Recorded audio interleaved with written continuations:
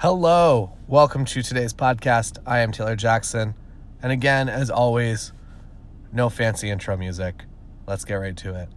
Today I want to talk to you about something that is a negative that I believe should be a positive, and that is the oversaturation of photography. And I know a lot of us feel that there's 150, if you live in a city of 300,000 people, a smaller city, I guess, or a medium-sized city, I don't know what that qualifies as, I bet that there's probably 1,000 photographers in that city. And that might even be a conservative estimate. And we all like to complain that it's just there's just too many people trying to compete. I'll never make it. I'll never book this wedding because this guy's undercutting me. This girl's undercutting me. Somebody's running family sessions for $25 for a half hour with 50 images delivered, full edits. And there's really no sense worrying and complaining about that. I have noticed that, at least in my experience living around here and also talking with photographers all around the world, is that if somebody's making a strong effort to become a professional photographer and actually make it in the industry, they are usually successful.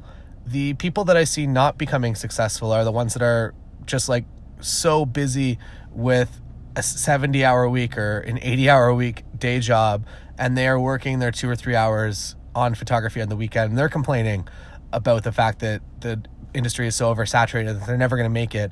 And when you're only putting in 2 or 3 hours a week, I feel like you don't have grounds to say anything about that you get one busy week or 2 busy weeks or a busy month in a row and you don't put any work at all into your photography business.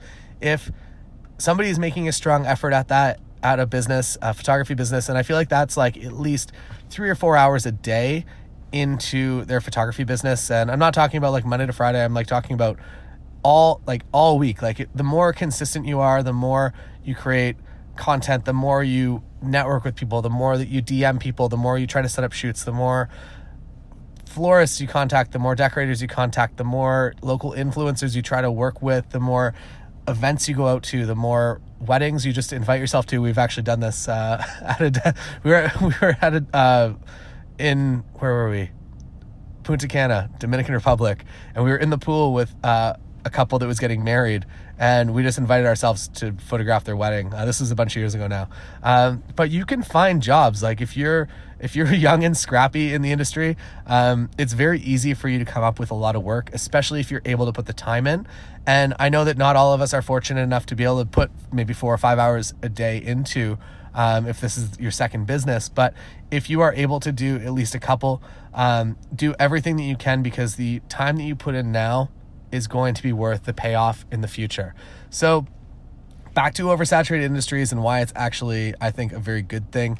If you are a brand new product or service out there and that product or service does not yet exist in the world, and maybe you found a few early adopters, but it's going to be a very challenging ride for you to get to full, proper in production scalability, running a proper business from absolute zero in an industry that just does not exist.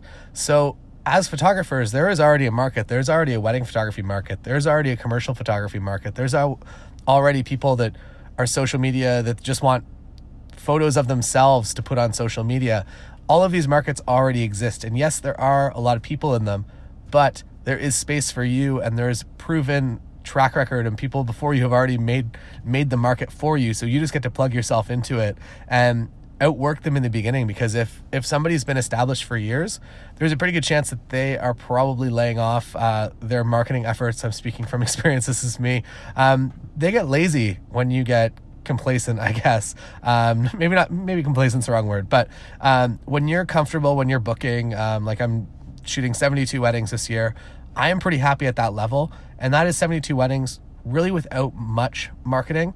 But in the beginning, there was no chance that I could have just walked into this and been oh, I'm just going to do this entire thing with no marketing. I think that's another stigma that we have to get over as photographers as well, that organic reach is just, Facebook has ruined it, and Instagram for the most part has ruined it. So be okay with the idea of spending money to get your content and to get your things seen by the people that you want to see them, because Facebook ads and Instagram swipe up ads are still crazy undervalued in regards to how specific you can target people. If you're in the commercial photography space, head over to LinkedIn and you can target like specific individuals within organizations you want to see your advertisement. A little more expensive, but still that you can get to those people online without actually knowing them, without having a personal relationship, without having to just cold email them and be that person. There is a lot of power in that. So there is no excuse that if you are not like, spend the time, spend the hours to connect with those people, whether it's through paid advertising or it's through DMs or it's through asking friends for referrals, or if it's like going out to events that they're speaking at, or just like getting involved in your local workspaces. So we have an organization here called Communitech, and there's a few others actually that just have, they're kind of an umbrella that a lot of other companies, small tech companies, kind of all exist under, and I guess like hang out around. They use the space as their office space, and they're all kind of part of this organization. You buy into it, and if you're a member of that organization, you are kind of instantly connected to probably 1,000 other companies that you could easily market your things to. This could even go outside. Like we've just opened up kind of a new, I don't know if it's not really a shared workspace. It's just like a huge, massive workspace. And my friend Jeff Gadway and I were walking through it yesterday, and it's kind of amazing that you can get a workspace there for a couple $1,000s a month, which might seem like a lot, but currently, as of right now, there is no media producer, there's no photographer in there, there's no videographer in there, there's no like audio studio, that if people want to create content and they want to create that content like in their space, there's going to be like thousands and thousands and thousands of people working here. So if you were the person that was in there, you immediately have just like local home field advantage over any job that's going to come in, because they're going to be seeing you every single day. And I feel like if you were to move in there today as absolutely nobody, and you just spend the time getting to know everybody and having lunch meetings or coffee or breakfast meetings or whatever you want to do, you could create a substantial business. You could easily create a 6-figure business from just that over the next like 2 or 3 months probably. So there are opportunities everywhere. I think it's just really understanding that nobody's going to just be the one to just hand you these opportunities, that you really do have to go out there and get it. But by working in an oversaturated space, there is already that proven track record that it exists. So you're not entering a space that just might not actually have any customers. You don't have to train customers to understand why your product, why your photography, why your video is important. That already exists. So if you are stressed out about that, just go forward and just start creating your dream portfolio and talking to the people that would really just kind of connect on that level, and that you're able to work together to create even more dream portfolio, more dream jobs. And at that point, you're not really going to be competing with a whole lot of people, maybe 1 or 2 other people. Another thing you can do as a photographer is, if you're not yet doing photo and video coverage, I think that is one of the most incredible things to be doing. Like I have so many commercial clients that I'm talking to that I go in and as one human or one human plus like a lighting tech or depending on, I guess, the situation, video person, that we can create both photography and video coverage in the same time span that it would usually take for them to just do a commercial photography shoot or just a video shoot. I think that is an incredibly powerful thing.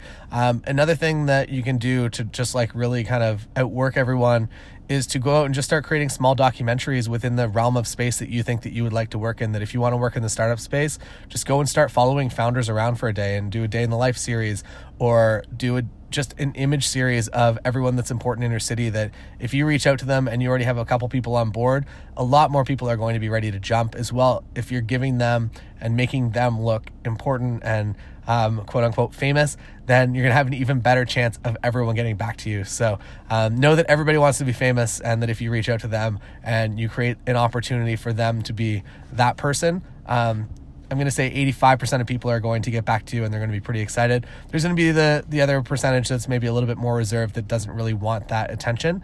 But for the most part, the people that you connect with, if they're very extroverted individuals, they're probably going to connect you with their extroverted individual friends in the local area as well. They're also doing great things that you should also cover. So, and then once you have all these connections, obviously that looks really good on you, creates a lot of expert status. And creates your dream life. So don't stress out if you are thinking that photography is oversaturated. It is a good thing that photography is oversaturated. If there is no one working as a wedding photographer, that would probably mean that nobody actually wants to hire a wedding photographer. So that is all for today. I am Taylor Jackson. Thank you for being here. If you would like to join me over on Patreon, there's a lot of content this week. A lot of good stuff's gone up. What we're doing over there now is once a week, I'm doing the Secret Podcast, which is a Q&A about absolutely everything that anyone on Patreon asks, and you just kind of plug in questions for the week before. And that is a complete no holds bar, like whatever you want to ask me about my business, I am happy to answer. This public podcast, I'm a little bit more reserved, I guess, because I know that there's people out there. There's a lot of local people. There's a lot of my clients and a lot of different things going on, I guess, that influence what I'm able to say on this. But in the Secret Podcast, any question I will answer. So head over there if you're interested, patreon.com/Taylor Jackson. And that's all. That's all for today. I will see you tomorrow day.